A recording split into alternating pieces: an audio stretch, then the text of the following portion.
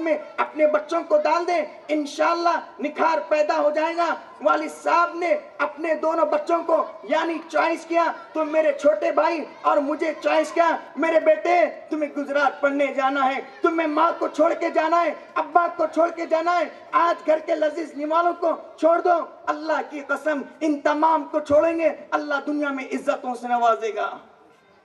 میں حضرت کی تھوڑا اس بات پہ توجہ چاہتا ہوں، مدرسے کی قربانی اس لیے یاد دلا رہا ہوں، والد صاحب نے جو قربانی دی ہے میں وہ تمنا آپ کے سامنے رکھنا چاہتا ہوں۔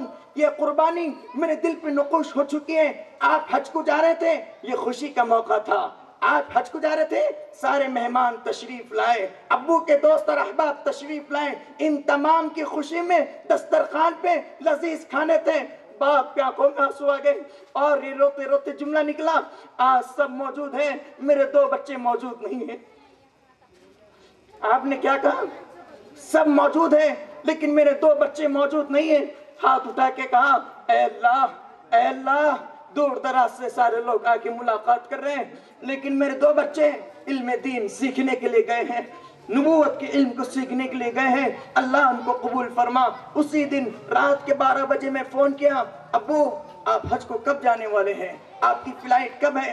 تو ابو کا فون ہے، بیٹے حج کو جا رہا ہوں انشاءاللہ تعالی، تمہاری بہت یاد آ رہی ہے، میں تمہارے ضرور دعائیں کروں گا، میں تمہارے ضرور وہاں پہ دعائیں کروں گا، اللہ کے سامنے گڑ گڑا کے مانگوں گا۔ والد صاحب سے میں نے یقیناً وہ باتیں مجھے یاد ہیں، والد ماجد نے کہا جب میں حج سے والد صاحب حج سے آنے کے بعد ششمائی کی چھٹیوں میں والد صاحب سے پوچھا، والد ماجد نے کہا میرے بیٹے میں نے اللہ سے وہ دعائیں مانگی ہیں، اللہ سے کہا خانہ کعبہ کی غلاف کو پکڑ کے، اے اللہ اے اللہ، جس طرح آپ نے اسماعیل کی ایڑیوں سے زمزم کو نکال کے سیراب کیا، میری نسلوں کے سینوں سے علم نبوت نکال کے ایسی سیراب فرما۔ یہ والدہ کی دعا ہے۔ آج مدرسے میں جو بچے حافظ قرآن بنے، یہ میری ماں کی دعا ہے۔ آج مدرسے میں جو بچوں کی سینوں میں نبوت کا علم جا رہا ہے، یہ میری ماں کی دعا ہے۔ آج مدرسے میں فقہ کے مسائل کو اپنے ذہن میں رکھا، اپنے سینوں میں محفوظ رکھا، یہ میری ماں کی دعا کا نتیجہ ہے۔ آج یہ مدرسہ چمک رہا ہے، یہ والد بزرگوار کی محنت ہے، والدہ کی دعا ہے۔ آخر میں بات کہتے ہوئے اپنی بات کو ختم کرنا چاہتا ہوں۔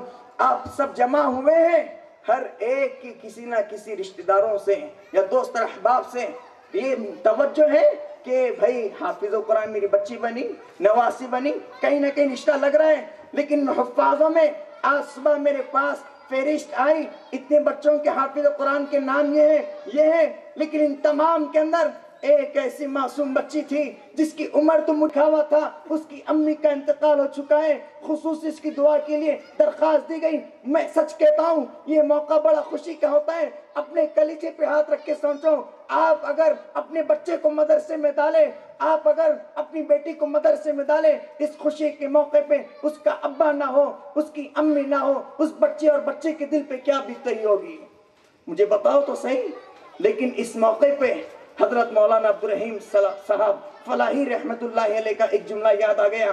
آپ نے کہا تھا میرے بچے ایسے مدرسے کے طلبہ، میرے بچے جیسے مدرسے کے بچے ہیں۔ ایک مرتبہ مظہر سعادت میں حفاظوں کی فہرست آئی، اس کے اندر لکھا ہوا تھا ایک بچے کے والد صاحب کا انتقال ہو چکا ہے۔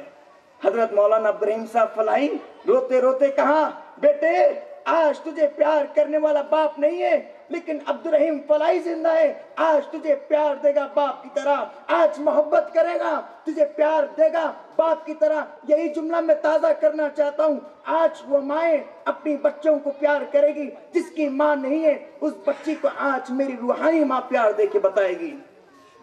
بس آخر میں حضرت والا سے میں گزارش کرتا ہوں کہ میرے والد صاحب کے سامنے بار بار میں عرض کرتا تھا ابو مجھے بہترین خطیب بننا ہے، ابو مجھے بہترین عالم بننا ہے، تو والد صاحب کہتے تھے بیٹے انشاءاللہ بیٹے ضرور آپ عالم بنیں گے، عالم بنیں گے اور مشہور و معروف خطیب بھی بنیں گے۔ میں دعائیں ابو کے سامنے رکھتا تھا، ابو دعا دیتے تھے، لیکن آج حضرت کے سامنے رکھ رہا ہوں۔ حضرت اپنی انفرادی طور پہ دعاؤں میں خصوصی یاد رکھیں۔ جب ابو کا انتقال ہوا میں نے حضرت کو اطلاع دیا حضرت والد صاحب کا انتقال ہو گیا۔ اس وقت میرے حضرت نے کہا بیٹے جس کا رب نہیں ہوتا ہے جس کا رب نہیں ہوتا ہے جس کا ابا نہیں ہوتا اس کا ربا ہوتا ہے.